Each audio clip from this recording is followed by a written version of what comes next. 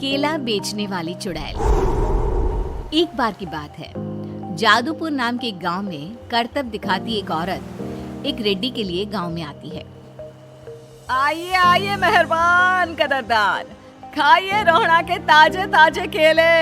कभी खाए नहीं होंगे ऐसे केले, पीले पीले केले खाइए। ये कहकर रोहड़ा हाथों में 4 केले लिए उन्हें सर्कल में जोर जोर से हवा में उछालती हुई करतब दिखाती है, जिसे देखकर आसपास के सारे बच्चे अपने अपने मम्मी पापा से उस औरत के पास जाने की जिद करने लग जाते हैं। पापा, ऐसा तो सर्कस में बॉल से होता है ना?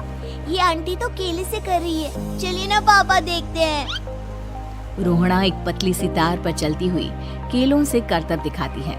आते जाते सभी लोग बाहर रुककर उसके करतब देखते हैं और वाह वाही करते नहीं थकते। जैसे ही एक आदमी पास आकर उसे पैसे देने लग जाता है, तब वो कहती है, अरे नहीं नहीं साहब, मैं करतब तो बच्चों के मन को बहलाने के लिए करती हूँ।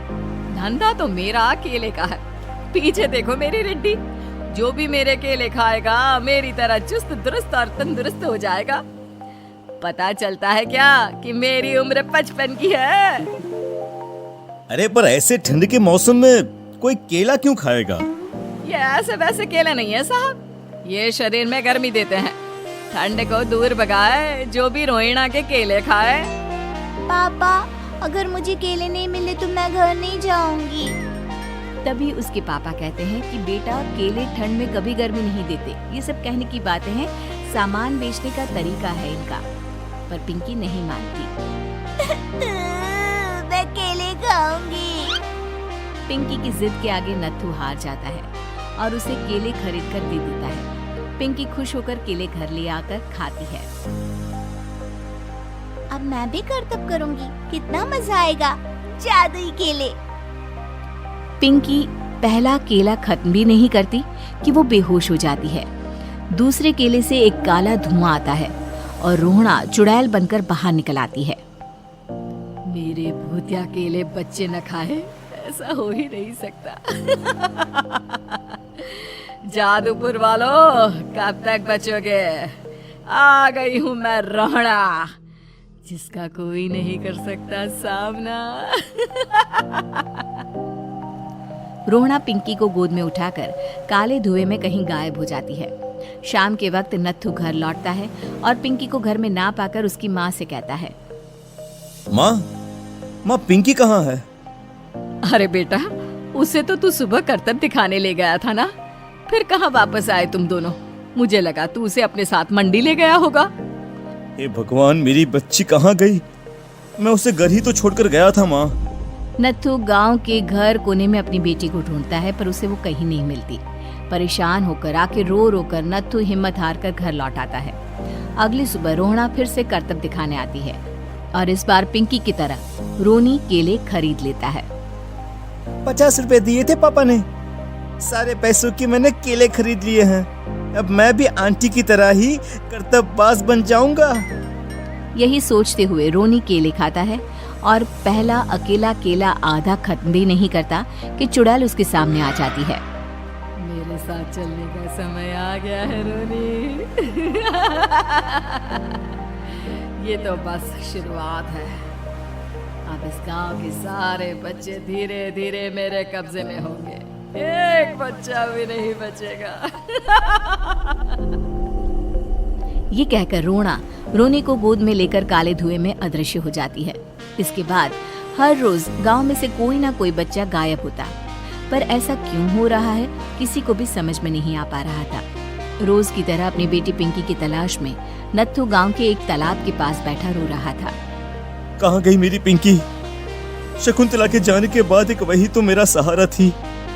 अरे उसकी आत्मा कोस रही होगी मुझे कि मैं अपनी बच्ची को संभाल भी नहीं पाया। नत्थू ये कहता हुआ रो ही रहा था कि तभी तालाब में से उसे शकुंतला की आवाज सुनाई देती है। कहाँ थी तुम शकुंतला?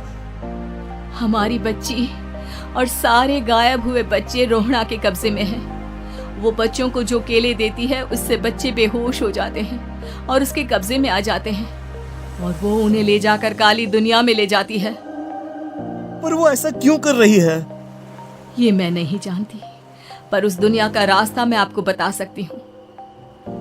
जहाँ ये नदी खत्म होती है वहाँ एक केले का पेड़ है, उसके नीचे एक दरवाजा है, वहीं से रास्ता जाता है उस दुनिया का। ये कहकर शकुंतला की आत्मा गायब हो जाती है। गांव के सभी लोग झुंड बनाकर उसी रास्ते से काली दुनिया में चले जाते हैं और वहां देखते हैं कि सारे बच्चे वहां काम कर रहे थे। पापा मुझे ले चलो यहाँ से। पापा पापा। सभी बच्चे अपने मम्मी पापा से लिपट जाते हैं। तो तुम लोग यहाँ तक आ गए? क्यों हमारे बच्चों को पकड़ लिया तूने? तुझे शिकार ही बनाना है तो ले, हम सब आ गए हैं, हमें खा ले। नहीं, मुझे बच्चे चाहिए। मेरे बच्चे के बदले तुम लोगों के बच्चे। क्या मतलब? मैं इसी गांव में रहने वाली एक औरत थी। केले की चोरी के इल्जाम में मेरे बेटे को गांव वालों ने इतना मारा कि वो मर गया। उसी दिन मैंने ठान लिया कि गांव वालों का भी वही हाल करूंगी। कुछ दिन बाद बेटे के चले जाने के दुख में मैं भी मर गई और मेरी भटकती आत्मा एक चुड़ैल बन गई। और फिर मैंने बदला लिया तुम सबके बच्चे छीनकर।